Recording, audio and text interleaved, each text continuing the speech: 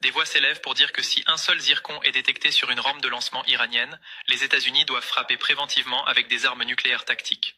Nous sommes arrivés à ce point de folie pure en février 2026. Ce qui change tout avec cette livraison, c'est l'implication directe de la marine russe. Des sous-marins de classe Yasen auraient escorté les cargos transportant les missiles pour éviter toute interception par les commandos américains ou israéliens. Poutine a personnellement supervisé l'opération, la qualifiant de rééquilibrage nécessaire de la sécurité mondiale. Pour Trump, c'est une insulte personnelle. Lui qui pensait pouvoir dicter ses conditions à Poutine se rend compte que le leader russe a encore des cartes maîtresses dans sa manche. La main du mort, protéger l'Iran, le zircon lui donne les moyens d'attaquer. C'est le passage d'une doctrine défensive à une doctrine offensive totale. Certains diront, peut-être que l'Iran ne sait pas encore s'en servir. C'est une erreur fatale. En 2026, l'intelligence artificielle russe, intégrée aux missiles, gère presque tout.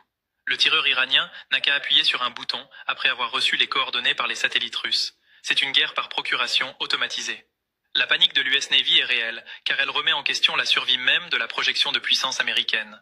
Si un porte-avions à 13 milliards de dollars peut être détruit par un missile à quelques millions de dollars, alors l'Empire américain est en faillite militaire. En Iran, l'ambiance est à l'euphorie guerrière. Les gardiens de la Révolution ont diffusé des vidéos montrant des containers anonymes arrivant sur des bases secrètes, accompagnés de musique triomphale. Ils savent que le zircon est leur assurance-vie ultime contre l'opération Midnight Hammer de Trump. Pourquoi attaquer si vous savez que vous perdrez votre flotte en retour? C'est le blocage complet, le statu quo de la terreur. Mais Trump n'est pas homme à accepter le blocage. On murmure qu'il préparerait une réponse hors norme, impliquant peut-être des cyberattaques de nouvelle génération pour paralyser le réseau électrique russe avant même que les missiles ne puissent décoller. Nous vivons les heures les plus critiques de cette décennie. Chaque seconde qui passe, un zircon est peut-être en train d'être armé dans un silo creusé dans le roc iranien.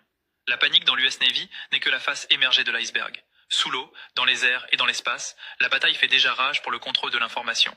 Si un seul de ces missiles est lancé, le monde que nous connaissons disparaîtra dans les flammes d'un conflit global que personne ne pourra gagner. Poutine a lancé les dés, et les dés sont en train de rouler sur la carte du Moyen-Orient. Restez très attentifs.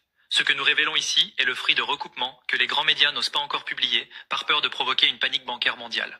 Le zircon en Iran, c'est le signal que la diplomatie a échoué et que seule la force brute va désormais parler. Partagez cette vidéo, informez vos proches, car en février 2026, l'ignorance est le plus grand des dangers. Que fera Trump? Poutine ira-t-il jusqu'à livrer des ogives nucléaires pour accompagner ses missiles? Nous suivons la situation minute par minute. N'oubliez pas de nous dire en commentaire si vous pensez que les États-Unis doivent se retirer du Golfe pour sauver leur flotte ou s'ils doivent frapper maintenant avant qu'il ne soit trop tard. Votre avis est le reflet de l'angoisse que nous ressentons tous face à cette escalade sans fin. On se retrouve très vite pour une édition spéciale si les radars détectent un mouvement suspect.